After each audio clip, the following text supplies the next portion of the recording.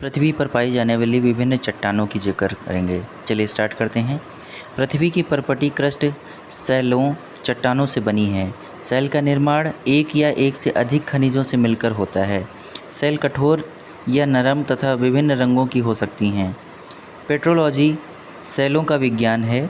निर्माण की प्रक्रिया के आधार पर चट्टानों को 3 समूहों में विभाजित किया गया है। आग्नेय चट्टान, दूसरा अवसादी या तलछटी चट्टान, तीसरा रूपांतरित या कायांतरित चट्टानें। चलिए आगे देखते हैं। आग्नेय सैलों का निर्माण पृथ्वी के आंतरिक भाग में मैग्मा एवं बाह्य भाग में लावा से होता है। ये रवेदार होती हैं। इनमें परतें नहीं पाई जाती तथा पूरा जीवाश्म भी नहीं पाए जाते। आग्नेय चट्टानों का संबंध प्रायः ज्वालामुखी क्रिया से होता है। इनमें पानी का प्रवेश बहुत कम होता है।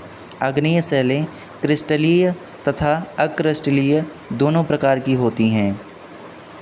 आग्नेय सैलों को प्राथमिक सैल भी कहा जाता है। आग्नेय सैलों के प्रमुख उदाहरण हैं ग्रेनाइट, गैब्रो, पैग्मेटाइट, बेसाल्ट, ज्वालामुखी, ब्रेसिया तथा टफ आदि।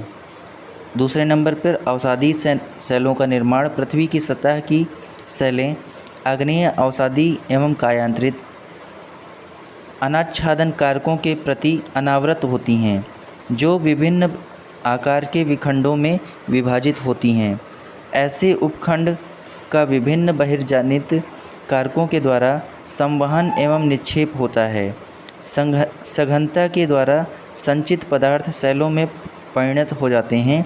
यह प्रक्रिया शिलीभवन कहलाती है। बहुत सी अवसादी सैलों में निक्षेपित परतें शिलीभवन के बाद भी अपनी विशेषताएं बनाए रखती हैं। इसी कारणवश बालुकास्म जैसी अवसादी सैलों में विविध सांद्रता वाली अनेक सतहें होती हैं।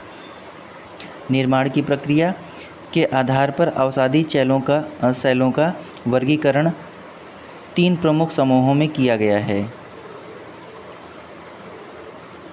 नंबर 1, यांत्रिक रूप से निर्मित अवसादी सैल का उदाहरण बलुआ पत्थर, पिंडशिला, चूना पत्थर, सेल, लोयस, कांग्लोमेरेट, सिल्ट, मृत्तिका आदि। दूसरा, कार्बनिक रूप से निर्मित अवसादी सैल का उदाहरण है गीजराइट, खड़िया, चूना पत्थर, कोयला। वहीं तीसरा, रासायनिक रूप से निर्मित अवसादी सैल का उदाहरण श्रृंग पत्थर, चूना पत्थर, हैलाइट या पोटास इत्यादि। अब हम लोग तीसरी चट्टानों की बात करते हैं, रूपांतरित चट्टानें। अन्य चट्टानों के रूप परिवर्तन के फलस्वरूप निर्मित होती हैं। मूल रूप से रूपांतरण शब्द मेटामॉर्फोस से लिया गया है, जिसका तात्पर्य होता है रूप परिवर्तन। परतदार अथवा तलछटी तथा आग्नेय सैल के रूप में परिवर्तन के फलस्वरूप रूपांतरित सैल का निर्माण होता है। कभी कभी रूपांतरित सैल का भी रूपांतरण हो जाता है। इस क्रिया को पुनः रूपांतरण अथवा अति रूपांतरण भी कहा जाता है।